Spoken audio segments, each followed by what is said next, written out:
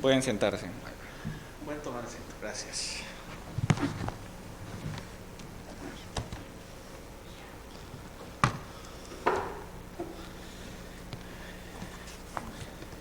Qué clima tan interesante estamos teniendo aquí en el sur aquí de Texas, Laredo, Texas, en la frontera de las lluvias que hemos tenido y todo. En julio estamos viendo muchas cosas verdes, ¿verdad? Las plantas, el zacate está verde. Estábamos teniendo algo para una de las bebitas y estaba viendo el video y dije, no, hombre, el zacate que esté así de verde en julio es bien raro. Pero así es, ¿verdad? Dios controla el clima, Dios controla todo.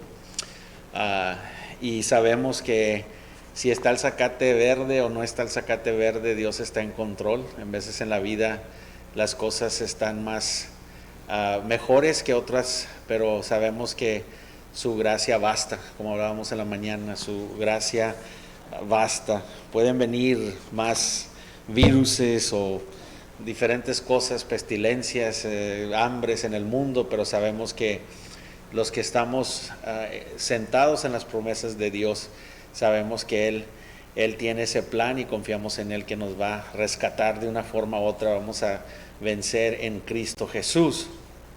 Y una de las cosas que hay en el mundo y la guerra que hay en el mundo es el diablo. Estábamos viendo la guerra espiritual y finalmente queremos concluir ese estudio. Y quería concluir, como hemos estado estudiando, Santiago capítulo 4, versículos del 1 al 10. Santiago capítulo 4, versículos del 1 al 10. Dios nos ha dado todo lo necesario para que nosotros podamos ganar la guerra espiritual. El versículo que siempre vemos en Santiago capítulo 4 es el versículo 7. Dice, sométete a Dios, resiste al diablo y él huirá. Pero ¿cómo se mira eso en la vida práctica, verdad? Y eso es la conclusión de lo que es la guerra espiritual. Está hablando de la guerra espiritual. En el versículo 1 vemos los conflictos y las peleas que hay. Hay conflictos y peleas. Y luego vemos en el versículo 3, cuando oramos incorrectamente, por eso no recibimos lo que pedimos, porque no sabemos. El versículo 4 nos enseña porque somos enemigos con Dios, hay amonestación, hay oposición de Dios en el versículo 6, y ya después en los otros versículos del 11 al 12 vemos el juicio de Dios, y finalmente en el versículo 13 y 17 de Santiago capítulo 4 es que vemos que el insensato se jacta del futuro y de lo malo que hay. Entonces vemos aquí que Santiago nos da la vida práctica. En el versículo 4, en el capítulo 4 aquí vemos algo que es importantísimo, ¿verdad? Vemos la gracia de Dios, vemos la victoria sobre Satanás, vemos que Dios nos atrae más cerca a Él, eso es lo que Él quiere, atraernos más cerca a Él. Y vemos que Dios nos exalta, ¿verdad? Nos exalta con Él mismo y tenemos una confianza en el futuro. Bueno, si no fuera por la confianza en el futuro, ahorita estuviera yo muy deprimido en una esquina, en la posición como estaba en el vientre de mi mamá, ¿verdad? En la posición fetal. Porque cada vez de que veo, estaba viendo ahora también que hay otro virus y que hay esto y que hay el otro, y siempre vemos, y si nos ponemos a ver el mundo como vamos, se está poniendo más feo y más feo. Pues para el que es cristiano, gracias a Dios que hay esperanza, pero si no fuera yo creo que estuviera deprimido, ¿verdad? Porque ¿qué esperanza tenemos si no tenemos la esperanza en Cristo Jesús? No tenemos una esperanza para el futuro. Si no tienes nada enfrente de ti en el futuro, pues ¿qué motivación hay? Habla Pablo mucho de la motivación. Incluso nos dice Cristo también y nos motiva y nos dice nuestro Señor Jesucristo en el gran sermón de la montaña, nos dice que hagamos tesoros en el cielo. Nos motiva a que juntemos tesoros en el cielo. Pablo nos dice que corramos la carrera como para ganar el primer lugar o para agarrar la corona, o sea, para ganar. ¿sí? Porque hay un futuro premio, hay algo en el futuro que vale la pena todo el sufrimiento que vamos a pasar, o toda la vida, en lo que hay la vida, va a haber pruebas, va a haber tribulaciones, va a haber todo eso, y si no hay algo mejor en el futuro, pues qué esperanza tenemos, hermanos. Si no hay nada enfrente de nosotros, ¿qué esperanza vamos a tener? Entonces, tenemos que ver, y estuvimos hablando en el versículo 1 y 2 de Santiago, versículo 1 y 2, vimos lo de el conflicto, ¿verdad?, que hay. El conflicto que vemos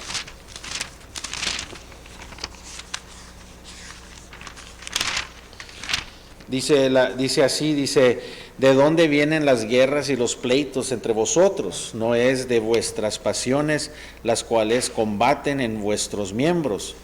Codicias y no tienes, matáis y arredáis en envidia y no podráis alcanzar. Combates y luchas, pero no tienes lo que deseas porque no pides. Entonces, aquí vemos generalmente está refiriéndose a un combate no como guerra espiritual, sino un combate entre dos personas, entre carne y sangre, ¿verdad? Entre la gente.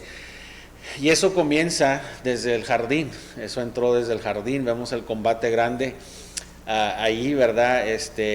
No estaban contentos con lo que tenían, estaban envidiosos de Dios, del poder de Dios, querían ser como Dios, el orgullo entra, ¿verdad? Entró. Entonces vimos eso que específicamente está diciendo aquí Pablo, que hay un conflicto que está dentro de nosotros, ¿verdad? Queremos los placeres, queremos la satisfacción de la carne, o buscamos cosas que pensamos que nos van a satisfacer en ese momento y las queremos, ¿verdad? Y no estamos centrados en las cosas de Dios, estamos centrados en las cosas de la carne, del mundo, las trampas del diablo, en los pensamientos que nos pone. Entonces vemos aquí que Santiago nos enseña, pues, por qué hay peleas y pleitos. Bien fácil, y si te pones a pensar todos los pleitos y todas las peleas, el centro es igual.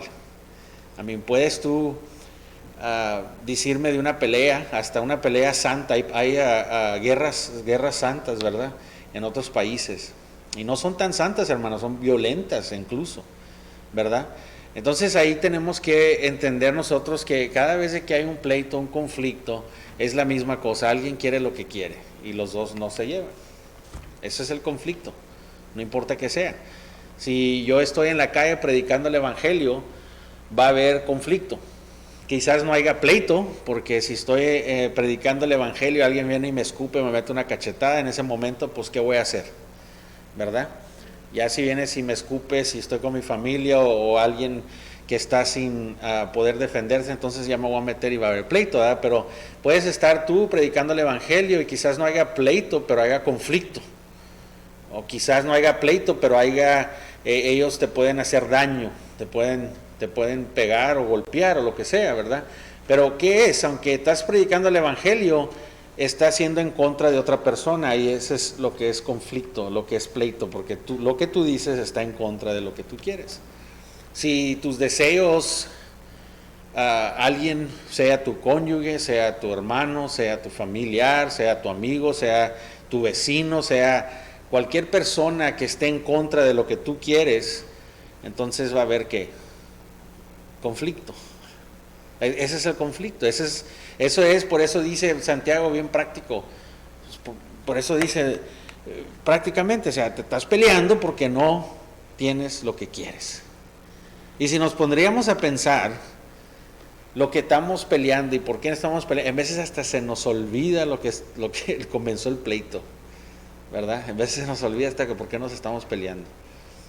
Pero es fácil decir, ¿verdad?, que de dónde vienen las guerras y los pleitos entre vosotros. Entonces está hablando entre vosotros. Aquí estaba pasando, como les digo, algo entre la iglesia. En la iglesia había pleitos, había diferentes pleitos y vemos diferentes conflictos que hay. Conflictos entre empleados, había ahí conflictos entre estatus sociales, estatus social. Había conflictos en la iglesia, eso es lo que estaba pasando. Y lo que estaba pasando es que Santiago estaba advirtiendo en contra, o estaba advirtiéndonos que había gente en la iglesia que estaba perdida. Necesitábamos evangelizar adentro de la casa de Dios. Entonces, eso es una cosa, cuando estudias esta carta, está hablando mucho de adentro de nosotros, entre la iglesia, hay gente que no está salva. Y hay que evangelizar adentro de la iglesia. Igual, el evangelio siempre tiene que estar al centro. Entonces Santiago estaba poniendo todo esto al frente. Estaba enseñándonos. Y estaba enseñando también la actitud mundana que había adentro de la iglesia. Estaban comportándose como del mundo, ¿verdad? Entonces ahí, si estudiamos toda la carta o sea, vemos ahí de Santiago, vemos ahí todos estos diferentes conflictos que había correcciones. En el capítulo 2 vemos que a los pobres se les trataba diferente que a los ricos, como mencioné en el libro anterior, en el sermón anterior. Había guerras de empleados, había allí corrección de conflictos entre el patrón y el empleado y la sometencia, ¿verdad?, de lo que era en el trabajo. Había guerras entre las propias iglesias, había gente peleándose por posición. ¿Quién iba a predicar? ¿Quién iba a dar el estudio? ¿Quién iba a ser el mero mero? O sea, había puros conflictos de posición, porque en ese tiempo especialmente esto era algo muy prominente, ¿verdad? Por los escribas y los fariseos. Ellos caminaban el pueblo como si eran gente de posición. Los fariseos y los escribas eran muy conectados con lo civil, con el gobierno, con la gente. O sea, ellos eran llevados a hacer decisiones por la sociedad en la ciudad. Ahora obviamente eso no pasa, ahora ya el gobierno ha sacado la separación de iglesia y Estado, ¿verdad? Pero en este tiempo era muy prominente. Ahora puedes sacar una licencita ahí en el internet para ser pastor. Ahora ya todos pueden ser pastor, pastora. Ya el respeto de lo que es ser el ministerio de la predicación y todo ya no es como era más antes, ya no es el mismo respeto que hay, ya no es la misma reverencia que hay ahora. Ahora al contrario, ahora es más motivación, más sentirte bien, hacer a la gente sentir bien, el que la haga sentir mejor, llenar las bancas, y bueno, ahora ya ni tienen ni bancas, ¿verdad? Llenar los estadios y con música, entretenimiento, y a ver quién tiene más actividades para los hijos, para los jóvenes, o sea, ahora ya es diferente. Pero aquí se estaban peleando quién iba a ser el siguiente predicador, quién iba a ser el siguiente persona que iba a estar en la posición de liderazgo. Era algo que se usaba mucho antes, y aquí había también guerras personales entre dos personas. Nuestro Señor Jesucristo nos dejó y habló de la disciplina en la iglesia. Es algo que Cristo Jesús mismo habló en Mateo 18 y nos enseña cómo poder arreglar las cosas entre la iglesia. Había cristianos llevándose a cristianos a corte. Estaban ellos peleándose entre ellos mismos. Y vemos que Pablo corrige eso, pero Cristo nos puso la fundación de lo que es. Dijo, mira, lo que está diciendo es que si de verdad son cristianos, entonces lo más alto que la Corte Suprema debe de ser las Escrituras y la Palabra de Dios. Eso debe ser lo más alto de todo. Entonces, si hay un problema, entonces si somos verdaderamente de Dios y cristianos, podemos ver las Escrituras y someternos a lo que dice la Biblia. Entonces, si tú le debes algo a alguien y no le has pagado, pues vamos a platicar, y la iglesia, ¿verdad? O el líder, el pastor, o lo que en este caso el comité de la iglesia, los líderes se sentaban y traías el caso, y mira, ¿sabes qué? Mira, él me debe este dinero y no me ha pagado. Entonces ahí vemos, bueno, hay que tener misericordia, que es tu caso. No, pues no ha tenido el dinero de hacerlo, ¿verdad? No, pues lo veo en vacaciones cada rato, pues qué onda, no me ha pagado. Entonces ahí ellos hacen la decisión y dicen, mira, si eres cristiano, hermano, hay que arreglar esto, tienes que pagar para atrás lo que debes, y tú tienes que tener misericordia y trabajar con él para que te los den, tan siquiera en pagos. Pero se arreglaba la situación, se iban y eran hermanos y se arreglaba. Cualquier cosa, cualquier deuda era diferentes cosas, ¿verdad?, que hacían. Dice, no tienes que ir a la corte para que un juez del mundo venga y juzgue a los de la iglesia. Por eso dijo también Cristo, y dijo Pablo, ¿quién somos nosotros para juzgar el mundo? Un día vamos a juzgar hasta los ángeles. Nosotros vamos a juzgar con Cristo hasta los ángeles. Entonces, dice, ¿quién somos nosotros para juzgar el mundo? Si no debemos de juzgar ¿a quién? A los de la casa de Dios. Y no juzgarlos en una forma de oprimirlos o juzgarlos como sentarnos en el trono de Dios y hay tu pecador, sino juzgarnos en la manera de medirnos con las Escrituras. Porque lo hacemos, ¿verdad? Si el pastor anda charangueando y me ven en un sábado, ¿qué vas a hacer? Me vas a medir con las Escrituras. Pues el pastor, la Biblia dice que el hombre de Dios tiene que estar, sometido a las cosas de Dios, dar buen testimonio. Me van a juzgar automáticamente. Lo deben de hacer, hermanos. ¿Me entiendes? Igualmente nosotros a uno al otro, no para oprimirnos, sino para medirnos con las Escrituras. Hermano, ¿cómo andas? Mira, es que esto, el otro. Pero nunca como una manera de condenación. Esa es la diferencia y por eso hay confusión. Pues tú quién eres para juzgar. Pues Cristo dice que juzgues. Nomás que quítate primero ¿cómo se dice? La viga. Una bigota, ¿saben qué es una bigota, verdad? O sea, una bigota sostiene el edificio, un pedazote así, para que le quedes la estilla al otro. Eso quiere decir, la otra tiene estilla y tú tienes viga. Fíjate la manera que Cristo dice. Vas a quitarle la estillita chiquita en el ojo. ¿Por qué? Porque él no sabe.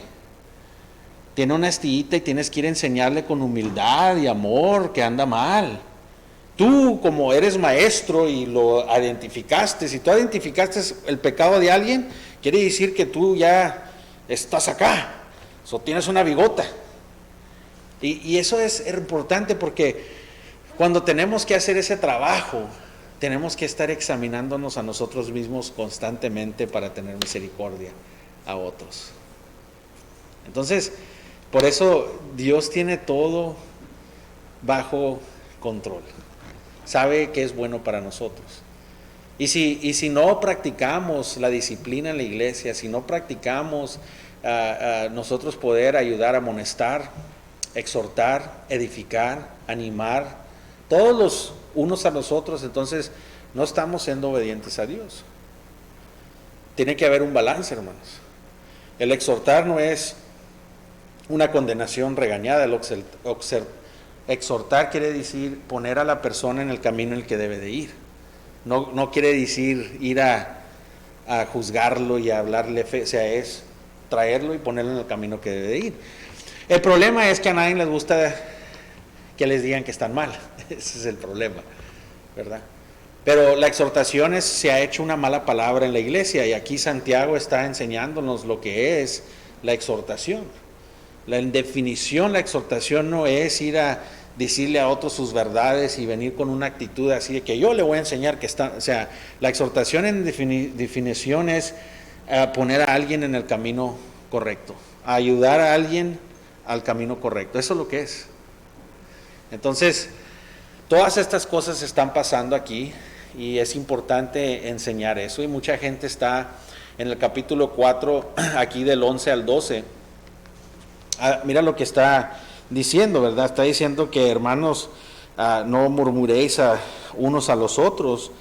El que murmura del hermano y juzga a su hermano, murmura de la ley y juzga a la ley. Pero si tú juzgas a la ley, no eres ¿qué? Hacedor de la ley, sino juez. Entonces, aquí no quiere decir que el tipo de juzgamento no es el que está hablando Cristo, el que está hablando Pablo. Aquí están exhortando ese juicio, ese tipo de juzgamento, de condenación, de ser como Dios. La diferencia. Es como decirte, esa persona mira cómo actúa, está perdida, nunca va a llegar a la salvación. Ya tú estás, mira cómo es, no, es que esa persona, ¿cómo? Porque el pastor sigue ahí con esa persona, porque eso es lo que oigo. Otra vez el pastor va a estar ahí, hombre, ya, mira a todos los demás acá, que se concentre, todavía te estás concentrando en esa persona. pero no debemos de condenar así como que no hay esperanza, como que nosotros tenemos la última palabra y tú eres condenado y nunca llegarás, porque dice la palabra de Dios que mientras haya día hay esperanza. ¿Me entiendes? Entonces, tenemos que ver la diferente tipo de juzgamiento que está hablando. Aquí lo que está pasando es que están chismeando, es lo que está diciendo Santiago. Notes ahí con el libro de la ley, sacándole, como se dice, la garra a la persona. No sé si eso es malo, pero eso es lo que está bien. Okay. Tengo que tener aquí como cuando hay televisión o radio, tienen a alguien que está checando que todo es propio, ¿verdad? Pero ahora ya dejan todo en la televisión, pero más antes si decías una palabra te multaban, ¿verdad? So, estoy checando que no me vayan a multar. Pero nomás ahí están sacándole la garra a la persona, están nomás criticándola. Y eso es lo que está diciendo, estás juzgando, estás con la ley nomás así viendo a ver qué quiebran al propósito. Ver nomás qué quiebras al propósito. Hay mucha gente que dice, pues mira la paciencia, nunca les dices nada. Bueno, ¿tú qué sabes que no les estoy diciendo nada? No eres Dios para saber lo que está pasando detrás de las cortinas. Si tanto te importa, ora por ellos, ¿verdad? Entonces, así es lo que estaba pasando. Había prácticas muy malas en contra de juzgar uno al otro, y Santiago está viendo de eso. Entonces, había mucha contradicción a los mandamientos de Dios, y vemos ahí que eso causó conflictos en la iglesia cristiana del Nuevo Testamento, del primer siglo. Existían estos conflictos, ahora ya no existen, ¿verdad? No, sí. Siempre eso no es nada nuevo. Esto lo podemos meter ahorita y no cambia. Y por eso es muy, como habíamos hablado el domingo pasado, es muy fácil nosotros cometer homicidio. El homicidio, la definición es de remover a esa persona de allí. La muerte. Nosotros lo podemos hacer en nuestros corazones porque esa persona está en mi camino y voy a hablar mal de él, lo voy a hacer para quitarle su carácter y removerlo de mi camino. Eso es homicidio en los ojos de Dios. Entonces, aquí nos está enseñando que hay muchas razones en lo que queremos a esa persona fuera de ir. Esa persona está en mi camino para la posición, está en el camino para el dinero, está en el camino de mis deseos. Esa persona está influenciando a alguien para que no me dejen hacer lo que yo quiero. Hay que quitarla de ahí. Gente posesiva también, que nomás quieren temor, les tratan de poner temor en ellos. Había una crueldad que estaba pasando. Entonces, vemos, ¿verdad?, que Primera de Juan, nomás para enseñarles un poquito más del homicidio, porque a veces no entendemos la gravedad de que mucha gente, aquí nosotros entre nosotros mismos podemos cometer homicidio entre el uno al otro. Dice, todo aquel que aborrece a su hermano es que, hermanos, homicidio. Yo no lo estoy diciendo ¿cómo va a ser, pastor, homicidio? ¿Cómo va a ser eso? Pero es lo que dice la Biblia, es lo que dice Dios. La ley la hace Dios, no yo. Y si no te gusta la ley, está escrita y no la vas a quitar, porque la hizo Dios. Pero mira lo que dice claramente aquí, ¿verdad? Todo aquel que aborrece a su madre es homicidia, y sabéis que ninguna homicidia tiene vida eterna permanente en él. Amén. ¿El homicidio está bien, claro? Si nos ponemos a pensar ahorita, cada uno de nosotros aquí hemos cometido homicidio en una manera u otra. Y bien fácil te la voy a poner: el que dice que no lo ha hecho es mentiroso. Es lo que dice la Biblia. ¿Verdad? Ahora que hemos sido regenerados, que somos hermanos en Cristo, ahora no estamos bien con cometer homicidio. Y lo que debe de pasar es que el Espíritu Santo debe de hacernos arrepentirnos, ¿verdad? Señor, perdóname. ¿Me entiendes? ¿Quién sabe cuántas veces ya han matado al pastor aquí, en los 11 años que ha estado aquí, o ya rematado. pero así es. No pensamos que es tan grave así, ese es el problema, o sea, no, porque no lo vemos como no lo maté realmente, ¿verdad? Pero lo que tenemos que entender es que vemos que hay un Dios santo, hay un Dios justo, y al fin vamos a rendir cuentas con Él. Y al fin, porque es tan santo y tan justo y tan perfecto, es serio el pecado más chiquito que podamos nosotros cometer contra un Dios santo. Entonces esa es la cosa, que no tenemos la idea de lo serio que es el pecado. Hermanos, el pecado, desafortunadamente, seguimos pecando porque amamos al pecado más que a Dios. También es simple. Pecas porque amas al pecado más que a Dios. Y tenemos que confrontar esa realidad de nosotros, ¿verdad? Pero entre más crecemos en entendimiento a Dios, entre más crecemos en la gracia de Dios, entre más podemos ver quién es Dios y su misericordia y su gracia que nos ha dado, más podemos someternos a Él, más podemos ser obedientes a Él y menos vamos a cometer pecados. Pero no quiere decir que vamos a ser perfectos de todo pecado, pero ya se va a comenzar a ver más y más eso. Vamos a poder... No voy a caer en eso. Yo no voy a odiar a mi hermano. Satanás, quítate. Carne, quítate.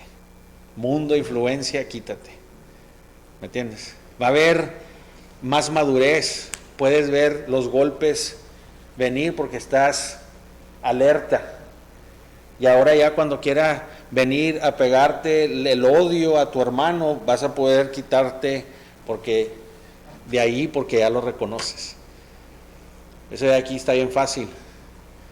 Antes de la caída, ¿qué es? El orgullo, la arrogancia. Bien fácil. Nosotros lo podemos ver en otra gente, bien fácil. Mira esa persona, no, hombre, al rato vas a ver cuando se caiga, mira. ¿Verdad? Nosotros lo podemos identificar en otros, pero la cosa aquí que está diciendo Santiago, la cosa que nos está enseñando ahorita es de que tenemos que estar listos para verlo en nosotros mismos, primero. Es lo que dijo Cristo igual, quitándote la viga, o sea, tienes que estar consciente primero que tú eres el más vil de todos, porque sabes lo que es bueno. Simplemente la viga, o sea, si mi hijo o tus hijos están chiquitos y están jugando con la lumbre y los dejas ahí con la lumbre, pues ¿quién es peor? ¿Los niños que están jugando con la lumbre o tú que los dejaste jugar con la lumbre? Y si la respuesta es correcta, es tú. ¿Por qué? Porque tú debes de saber mejor que ellos. Por eso tú eres peor. Porque por eso un niño cuando comete un error o comete quiebra la ley, le dan menos tiempo, lo tratan diferente que a una persona adulta. Amén. Si un niño de 12, 10 años mata a alguien, ¿lo van a tratar qué? ¿Igual que a un adulto? No. ¿Por qué? Porque un adulto debe saber mejor. Y así es.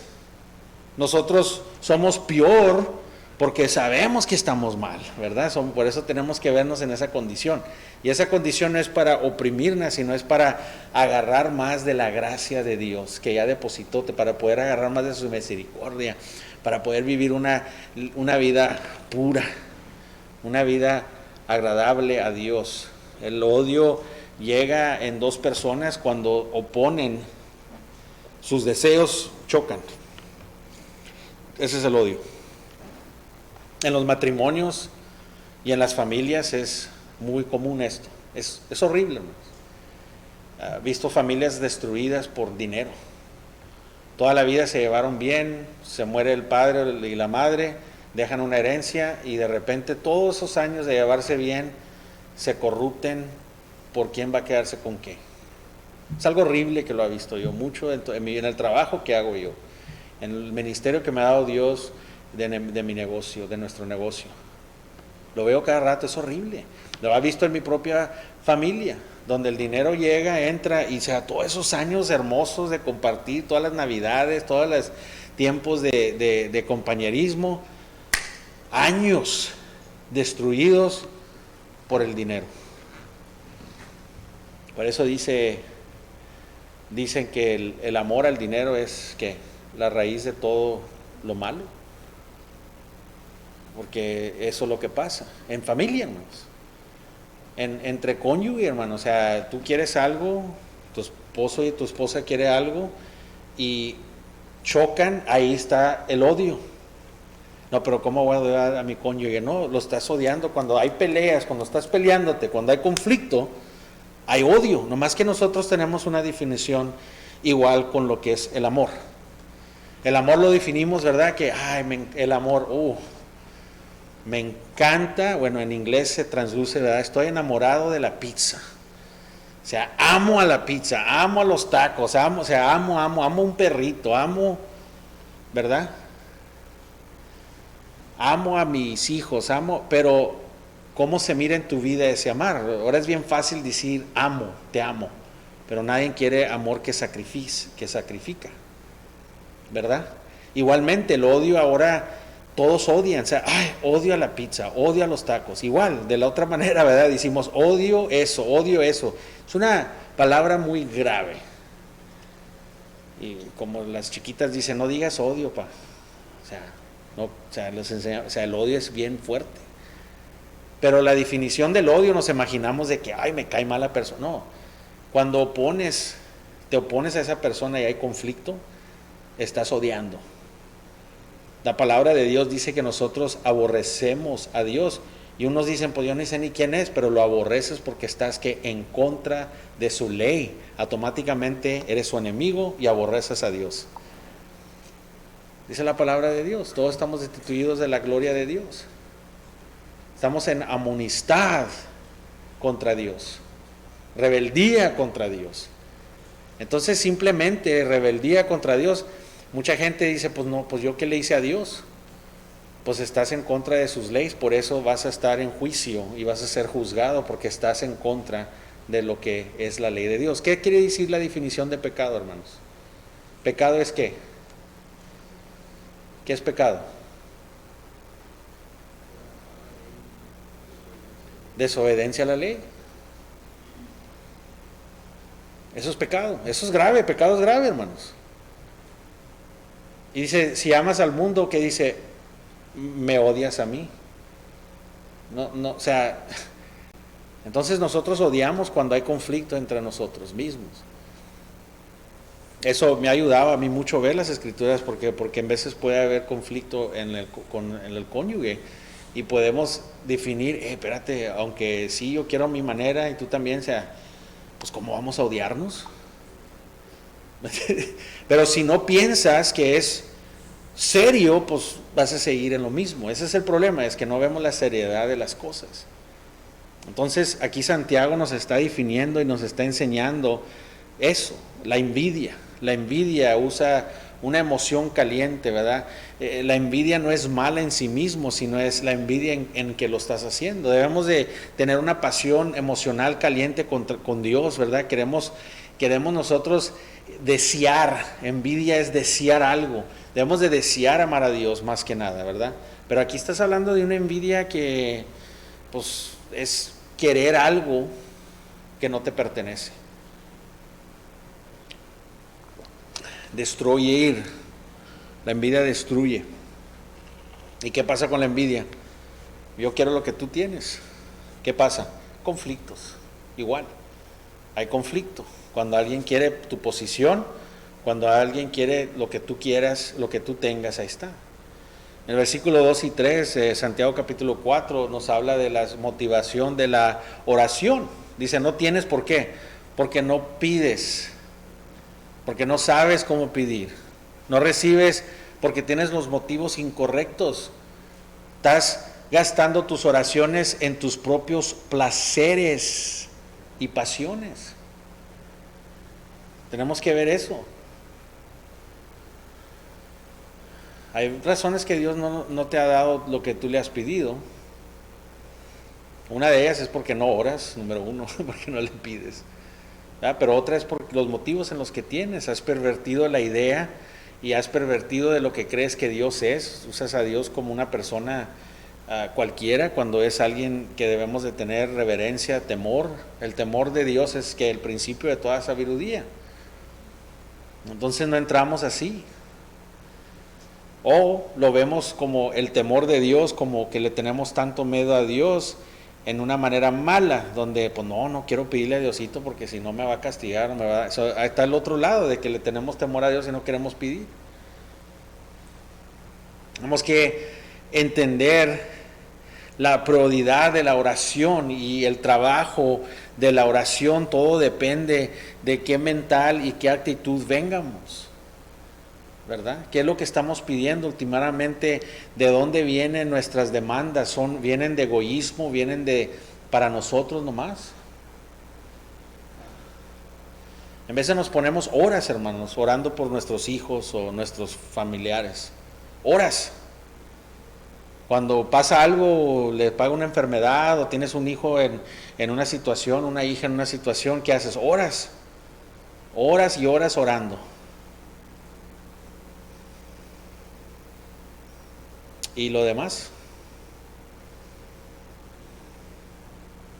La oración se hace un graph, o sea, un círculo que te enseña, ¿verdad?, los porcentajes de las cosas, ¿verdad? O sea, si hacemos ese círculo de pastelito, ¿verdad? Una gráfica, no importa si estás orando por algo bueno, por tu hijo, lo que sea, pero estás orando para ti nomás. Al fin no puedes decir, bueno, es que me pasé toda mi vida orando por esto, pero dice Dios, ¿qué dice? Que ores que, Padre nuestro que estás en los cielos, santificado sea tu nombre. Y luego, ¿qué es lo que pide que hagas? Ores que se haga la voluntad de Dios. Oras por tu... Y luego, mira, toda la oración es danos, no dame. Danos nuestro pan diario. Todo es todo lo que está pidiendo. No nos lleves en tentación. Nos. ¿Y quién nos enseñó a orar? Cristo. ¿Es malo estar orando por nuestra propia fe? No, absolutamente no, pero checa el grafo. Porque nuestra identidad no está en nuestros hijos, no está en nuestro cónyuge, nuestra identidad no está en nuestras vidas, tu identidad no está en tus problemas. Cuando tú eres identificado por tus problemas, algo está mal. Cuando tú eres identificado por tus tribulaciones, cuando tú eres identificado por lo que sea que sea, esa no es tu identidad. Tu identidad es Cristo Jesús. Estás libre de todo eso. Hay tiempo para llorar, hay tiempo para reír, hay tiempo para paz, hay tiempo para todo, hermanos. Y no es malo, en veces vamos a tener esos tiempos de llorar, en veces vamos a tener tiempos de tristeza, pero dice, bienaventurados aquel que llora. ¿Por qué? Porque va a ser saciado, va a ser consolado. ¿Qué quiere decir? No te vas a quedar en no vas a mantenerte en llorar. ¿Qué identificación es? Dice Cristo, somos más dijo Pablo, somos más que conquistadores. Entonces, ¿cómo vamos a ser identificados por nuestros problemas si estamos no derrotados y somos victoriosos en Cristo? Pablo pidió y pidió y pidió y finalmente le dijo a Dios, basta, mi gracia basta, no te lo voy a dar. Hay tiempos, hermanos, que oramos y oramos y oramos y hasta ayunamos por nuestros hijos. Yo estoy en esa situación, yo no quiero que mi hija se vaya necesariamente, pero sé que es algo necesario. Estoy orando por mi esposa, ella lo está tomando en una forma que nunca la he visto en mis 20 y tantos años, no la he visto hacia ella, pero ella también confía en Dios, yo también. Todo lo que puedo hacer es orar por ella y confiar en Dios y ya. No puedo quedarme ahí, hermanos. No podemos quedar ahí. Oro por mis hijas, oro por mis hermanos en Cristo, pero tengo una lista, hermanos. Cuando me levanto así cerrando los ojos y voy orando por cada persona en mi congregación, de los que Dios me ha dado. No tengo tiempo para estar orando por nadie más. Primero tengo que tener tiempo de orar porque los que me ha dado Dios. Esa es la labor del pastor, hermanos. Yo no tengo que, o sea, ora por mí aquí en esta iglesia. Mira, voy a tratar, pero te voy a decir algo. Yo tengo mi plato lleno con los que me ha dado Dios. Y tengo que orar por cada uno. Y pedirle al Señor, y no más, bueno, Señor, bendito. No, a orar específicamente por ellos. Hay unas veces que unos van a llevarse más oración. Dijo el hermano Mike que dice, ya siento celo, ya parece que ya no oras más mucho por mí, ahora nomás estás orando por más gente porque pues ya se porta mejor.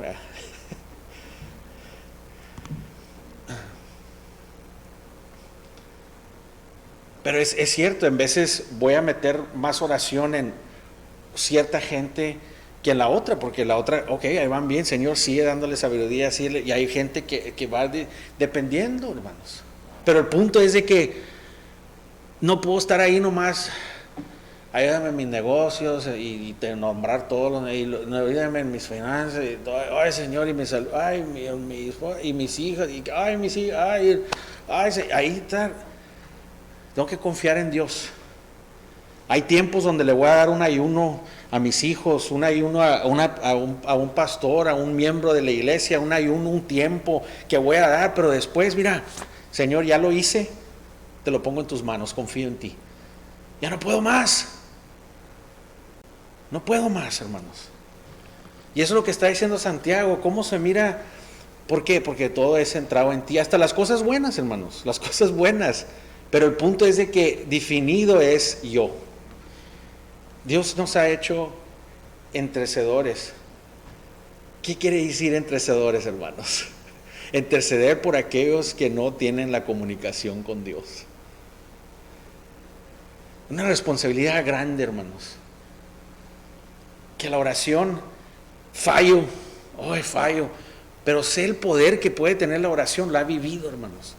Sé cuando de verdad nos sometemos a Dios, tenemos ese poder en la voluntad de Dios para hacer cosas increíbles, hermanos. Yo pienso que la oración hasta este momento no ha cambiado. Dios hace cosas increíbles, hermanos. Parte de la soberanía de Dios es la oración. No la entiendo, pero así es. Pues si Dios es soberano, ya lo predestinó, pues de qué sirve de que ore. No, pero hizo parte de la oración y entró en la predestinación y parte de la sabiduría de Dios. ¡Pum! Me explota la mente.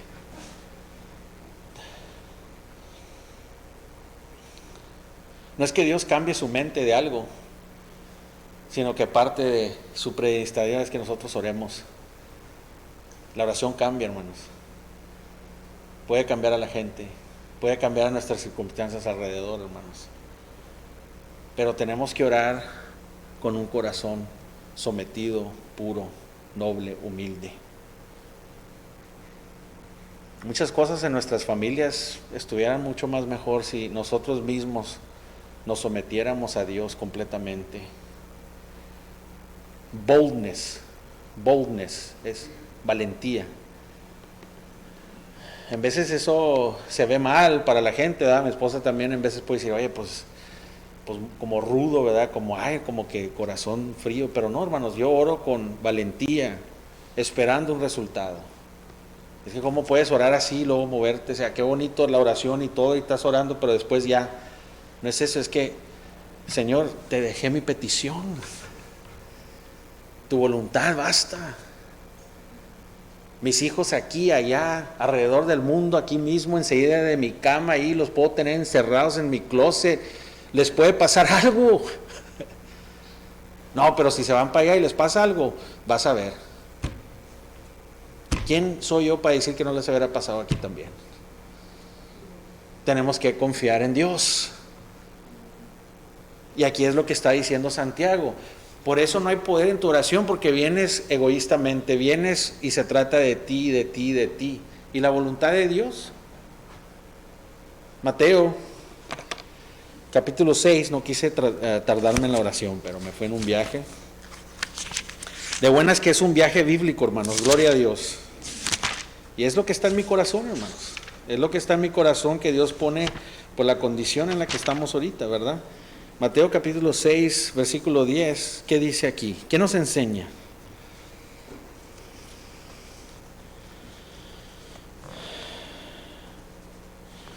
Dice, no orar, vamos a leer lo que dice al principio y al fin del versículo 10. Dice el versículo 10, venga tu reino, hágase tu voluntad como en el cielo, así también en la tierra.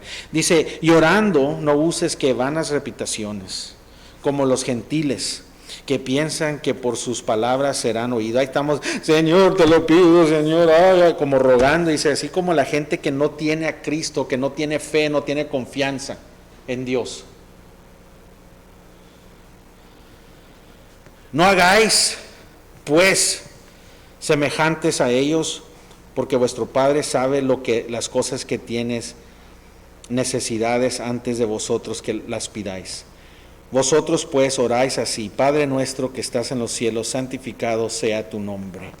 Véngase tu reino, hágase tu voluntad como en el cielo, así también en la tierra.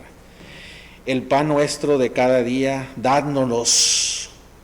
Más es que plural, hoy, no mañana, no en un mes, hoy.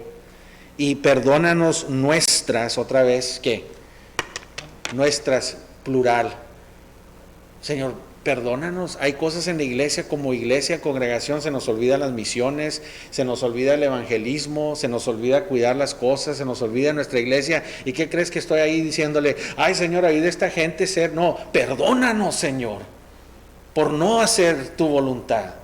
Yo no estoy orando por ustedes o por la gente. Ay, mira, nos están evangelizando, mira, ay, perdónalos. No, comienza aquí, Señor, perdona a mi hermano, a mí mismo, perdónanos por nuestros pecados, por nuestras fallas. Yo no sé todas sus fallas, hermanos, yo no las sé, no soy Dios, pero sé que hay, es todo lo que sé que todos ustedes tienen fallas igual que yo. ¿Qué voy a hacer? ¿Los voy a dejar colgados ahí? Voy a decidir, a lo mejor no están conscientes de esas cosas, ni yo sé exactamente, pero sé que hay fallas. Señor, perdónanos, te hemos fallado, Señor, ayúdanos, Señor, a hacer tu voluntad, Señor, todos. Despiértanos, ayuda. Mira la oración que dice Dios, hermano. Me preocupo por los jóvenes, son sus hijos, pero yo tengo mi responsabilidad de ayudarlos. No nomás oro por mis hijos, sino oro por los hijos de esta iglesia. Y no nomás oro con boca, pero con tiempo. Y tiempo no nomás físico, hablo necesariamente, pero tiempo en el closet, pidiéndole a Dios por ustedes. Hágase su voluntad. Dice, y perdónanos nuestras deudas como también nosotros perdonamos a nuestros deudores. Y no nos metas en tentación, mas líbranos por el mal. Otra vez, hermano, Señor, ayúdanos como iglesia que no caigamos tentados, Señor. Te levantas en la mañana y cada quien de tus hermanos en Cristo entiende, cada quien, el pastor y cada líder y cada persona que viene aquí, que son miembros de esta iglesia, se levantan en la mañana, van al trabajo, van a hacer lo que vayan a hacer en su día, pedir por ellos, Señor. No nos lleves en tentaciones, no de que, mira, va a caer en... ¿Qué corazón, hermanos, pedir? ¿Sabes qué? Que Dios, ponles el camino, quita el diablo de sus vidas esta mañana. Pero eso es, hermanos, el corazón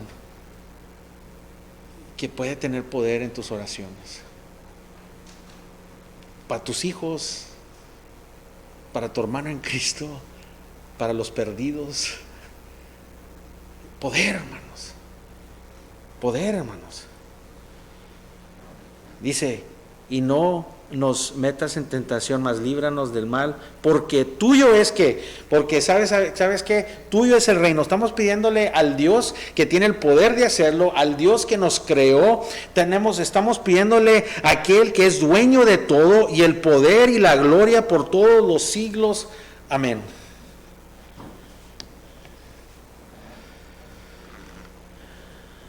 Amén. ¿Qué es el deseo de cada uno de nosotros? ¿Qué es nuestro corazón cuando venimos a orar? Hermanos, no paren de orar por sus hijos.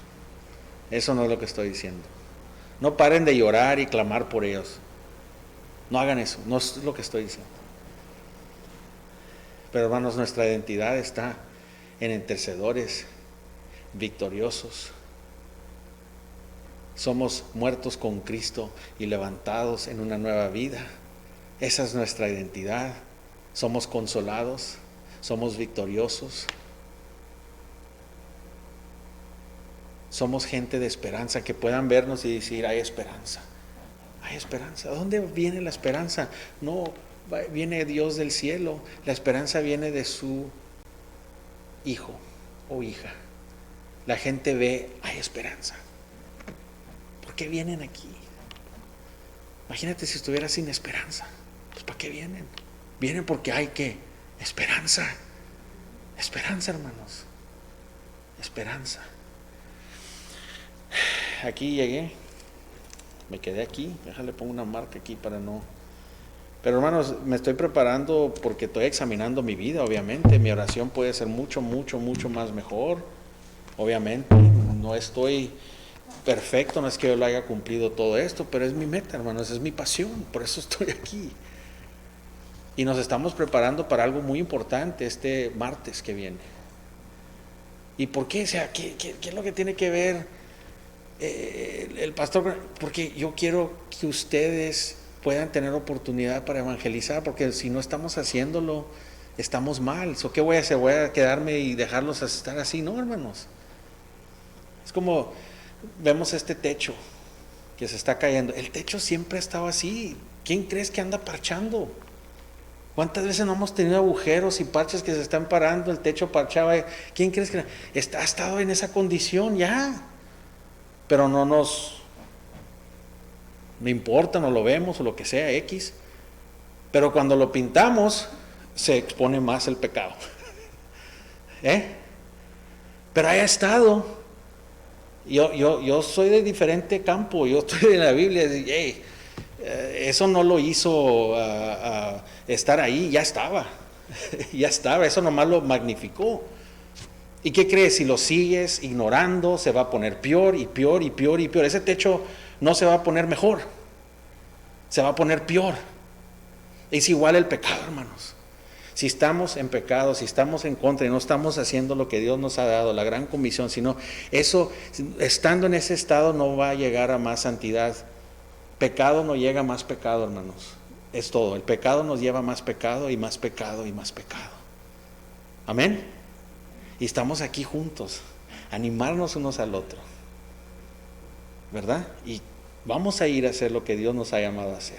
Y tengo la confianza de que el Evangelio aquí está fundado y que Dios y el Espíritu Santo nos van a mover para seguir en la batalla y en la vida que Dios nos ha dado para su honra y para su gloria. Y le doy gracias a Dios porque aquí es donde Dios puede estar. El rebaño que me ha dado Dios, sean 3, 4, 5, 6, 7, 20, 30, 100, eso es todo lo que tengo. Es suficiente, hermanos. Un alma es suficiente, es bastante trabajo un alma. Cuando te casas, ¿a poco no es bastante trabajo? Nomás con un alma tienes, ¿verdad? Y yo le doy gracias a Dios por los que me ha dado. Con eso no me voy a preocupar, con los que me ha dado.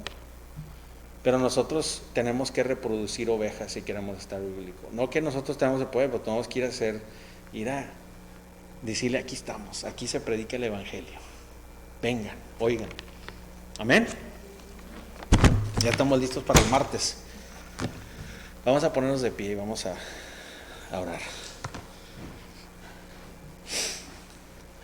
Padre que estás en los cielos, te damos gracias, Señor, porque tú eres el creador, Señor. Todo esto es tuyo, Señor. Yo sé que te fallo, Señor. Yo sé que hay hipocresía, Señor, en nuestras vidas, Señor. Para no ser, se oye como una palabra muy fuerte, pero sí es cierto, Señor. Saber lo que debemos estar haciendo y no hacerlo es hipocresía. Y yo sé que hay muchas áreas en mi vida, Señor, donde tú estás manifestando. Y te doy gracias, Señor, por eso. Te pido, Señor, por cada uno aquí congregándose, Señor, cada miembro, cada creyente, Señor, que nosotros podamos, Señor, vivir para tu honra y tu gloria. Y yo sé, Señor, que si somos tuyos, Señor, tú vas a movernos, tú lo vas a hacer el trabajo, pero nosotros tenemos que también tomar acción, Señor. Gracias, Señor, por esta congregación, Señor. Gracias por cada una vida, Señor, de que está aquí, lo que no pudieron estar ahorita, Señor, también. Pero, Señor, gracias, Señor, porque no deseo yo nada más que lo que tú me pongas enfrente, Señor. Porque es suficiente, porque el trabajo más pequeño en esta vida, Señor, para ti es lo más grande. Por eso dice la palabra de Dios que el último será el primero y el primero será el último. Y muchas veces nos concentramos en estos trabajos grandes, Señor, pero lo que dice es que el último será primero, porque todo es grande en tu reino, Señor. Cada persona y la responsabilidad más chiquita que tú les das para tu reino es grandísimo, Señor. No se compara a las responsabilidades de este mundo. Ese es el Dios que tú eres, Señor. Prepara, Señor, nuestros corazones con tu palabra, que podamos amarnos el uno al otro, que podamos unánimes en un espíritu, como dice tu palabra, orar, Señor, por el uno al otro. Orar, Señor, que se haga tu voluntad. Orar, Señor, que nos des fuerzas, entendimiento y sabiduría para llevar las cosas de tu reino, Señor. Oh, Señor, unidos, Señor, nada nos podrá parar, ni del infierno mismo, Señor, podrá contra tu pueblo, Señor. Gracias, Señor, por tu palabra. Gracias por tu misericordia, por tu perdón. Lo pedimos para tu honra y para tu gloria, en Cristo Jesús. Amén. Bueno, están despedidos.